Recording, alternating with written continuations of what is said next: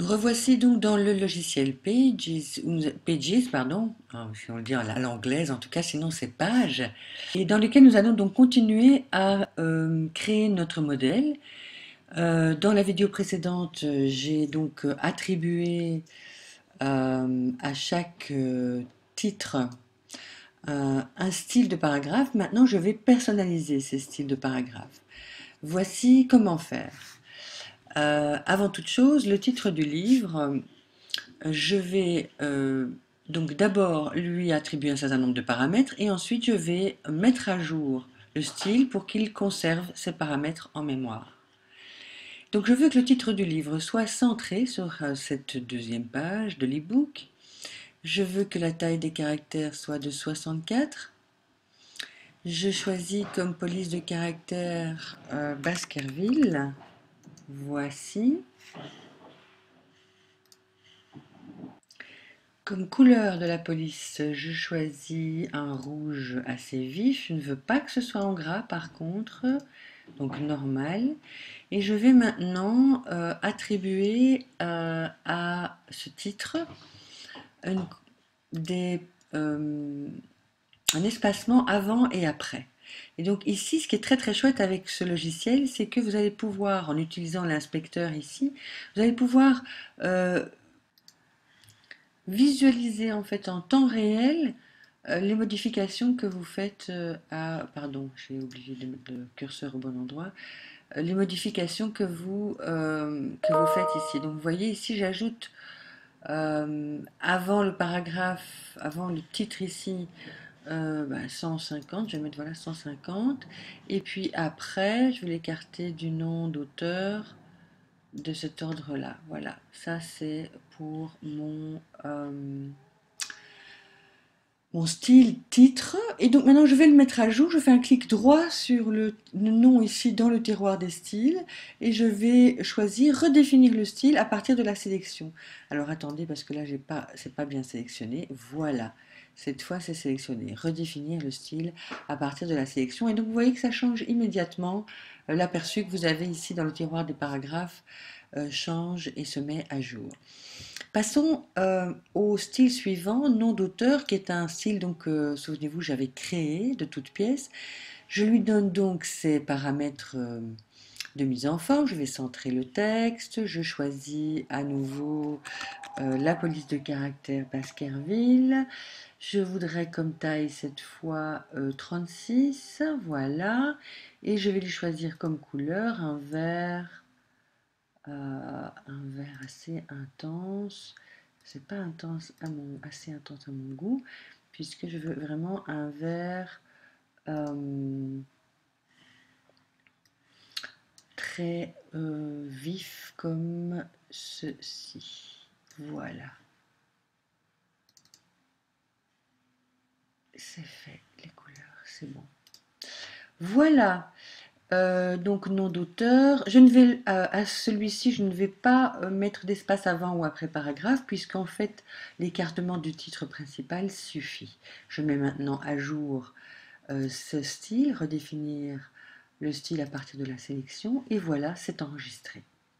Passons à l'étape suivante, la dédicace. J'ai également donc créé un style, j'ai donné un nom à un tout nouveau style.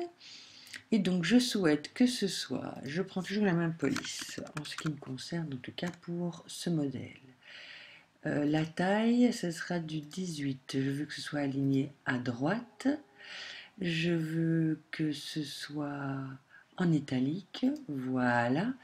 Et je veux un espace avant paragraphe. Alors, je dois passer une ligne et ensuite ça va se déplacer. Donc la dédicace, je la veux à cet endroit-là. Voilà qui est parfait. Et cette fois, je vais mettre à jour ce style-là.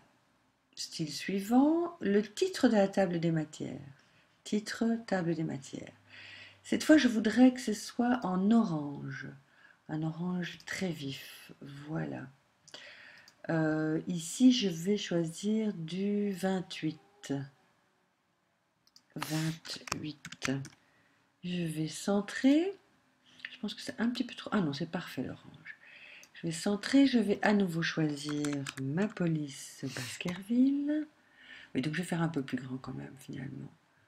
Donc 36 me paraît bien. Voilà, et juste un petit espace avant le paragraphe. Donc à nouveau, oui, je vous le signale, en début de page, donc après un saut de page, si je vous montre ici, en cliquant sur présentation, afficher les caractères invisibles, vous allez voir qu'en fait, juste ici, bah, vous ne le voyez pas bien en fait, mais juste ici, il y a un saut de page qui suit dédicace.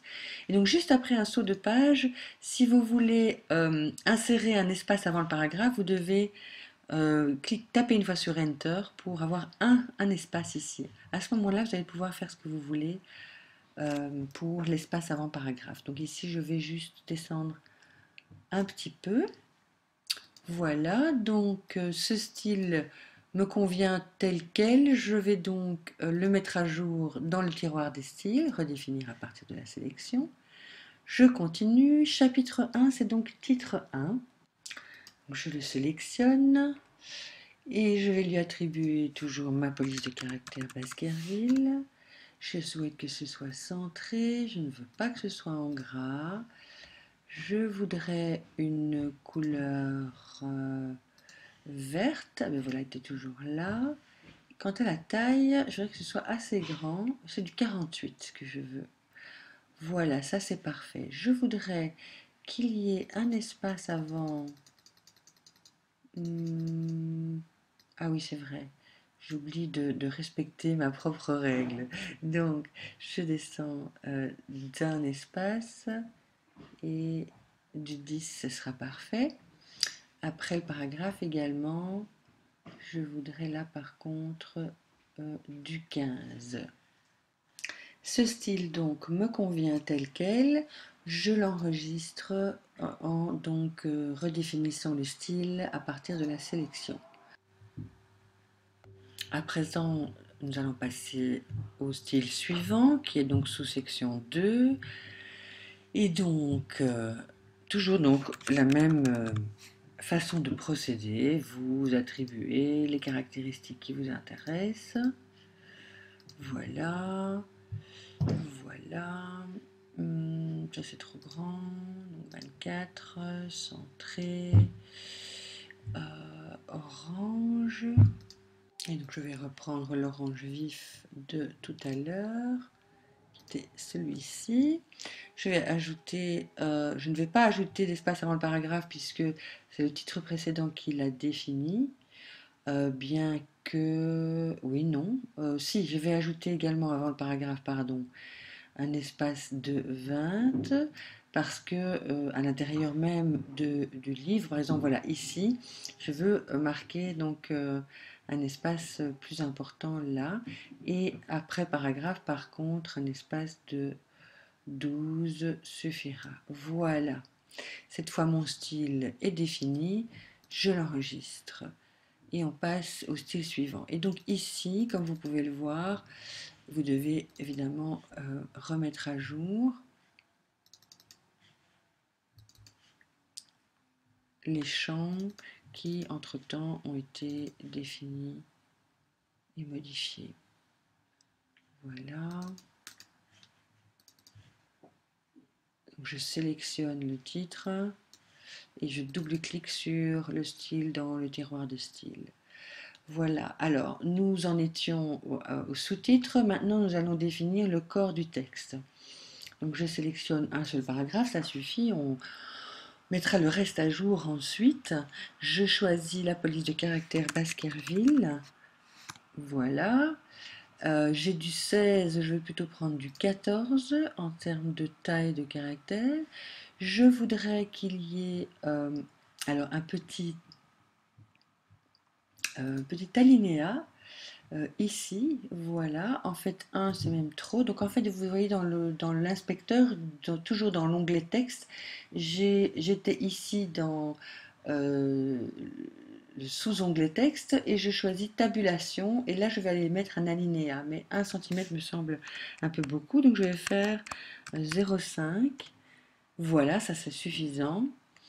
Vous pouvez bien entendu faire en sorte que tout le paragraphe est un retrait, gauche ou droite. Voilà, ça c'est pour éventuellement certaines autres parties de texte. Ensuite, je vais revenir dans le sous-onglet texte parce que je voudrais régler l'interligne qui, pour moi, le texte ici est trop serré. Et donc, je vais à nouveau pouvoir voir en temps réel ce que ça donne en modifiant l'interligne. Et ça me semble parfait. Je veux maintenant qu'avant le paragraphe, il y ait toujours 6 points et 12 après. Ce qui va nous faire un espacement de 18 entre chaque paragraphe. Donc 12 après. Voilà. Je vais maintenant donc mettre à jour mon style. Voilà. Et je vais ensuite sélectionner tout le reste du texte pour le mettre à jour également. Voilà.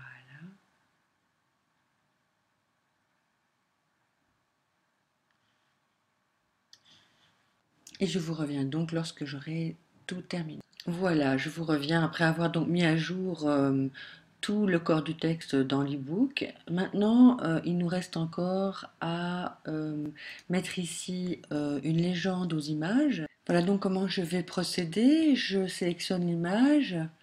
Je m'assure bien donc que ce n'est pas une image flottante, elle est bien en alignement. Donc voilà comment ça se passe quand elle est flottante. Voilà comment elle s'intègre dans le texte quand elle est alignée. Je vais ensuite mettre mon curseur juste ici, vous voyez, après l'image, et je vais passer une ligne. Ici, je vais donc insérer la légende, et donc je vais par exemple mettre fruits frais du jour. Cette légende, je veux qu'elle soit donc dans le style légende. Voilà à quoi ça ressemble par défaut. Je vais donc maintenant le personnaliser. Et donc je voudrais que ce soit en 10, toujours avec ma police Baskerville. Voilà, je veux que ce soit centré.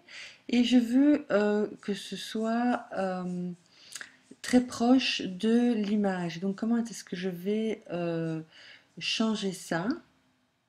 Eh bien, je vais sélectionner en fait, euh, comment dire, les deux lignes, la ligne de l'image et la ligne de la légende. Je vais réduire ici l'espace après et avant le paragraphe et je vais donc diminuer mon interligne jusqu'à ce que j'ai ce que je veux pour la légende. Et ensuite, je vais agrandir. Attendez, il y a un souci. Ensuite, voilà, pardon, je vais remettre mon curseur juste après. Et maintenant, je vais augmenter ici l'espace. Je vais donc le mettre à 15 pour que après la légende, il y ait toujours un espace suffisant avant que le paragraphe suivant ne commence. Voilà, mon texte de légende et mon style est parfait. Je l'enregistre dans mes styles. Et donc je vais rajouter ici un style, à nouveau une légende. Voilà, et je vais l'appeler donc sushi et sashimi. Voilà, je vais sélectionner ici les deux lignes comme je vous ai montré auparavant. Je réduis voilà l'interligne. Maintenant, je mets mon curseur ici et j'augmente jusqu'à 15 l'espacement. Voilà, il me reste à définir le style des remerciements et vous vous souvenez que je voulais le même que dédicace et citation. Donc je fais juste je sélectionne remerciement et je fais un double clic pour lui attribuer le style dédicace et citation. Ensuite, la page de copyright, eh bien, ça va être en fait simplement, c'est donc du texte, hein, à première vue, c'est un petit paragraphe. Voilà, je vais faire pomme C, je vais faire, ce n'est pas donc, il n'y a pas de titre, pomme V, et en fait, je vais lui attribuer donc le style copyright. Je vais maintenant le personnaliser. Je veux que ce soit du centré. Je veux que ce soit du 12. Je veux également la police de caractère Baskerville. Voilà, mais cette fois en italique. Et donc là, c'est un peu petit, donc je vais mettre en 14 plutôt. Vous voyez, quand on a l'aperçu, voilà. Et puis, je vais cliquer juste pour avoir un espace et augmenter l'espace avant paragraphe pour que voilà, le copyright se mette à partir de la moitié de la page certainement, peut-être même un peu plus. Voilà. Mon style est maintenant correctement défini, je l'enregistre. Et puis du même auteur, ça va simplement être un titre de sous-section 2 que je mets à jour, ainsi que les liens. Voilà pour la personnalisation des styles dans le traitement de texte de Mac, page ou pages en anglais.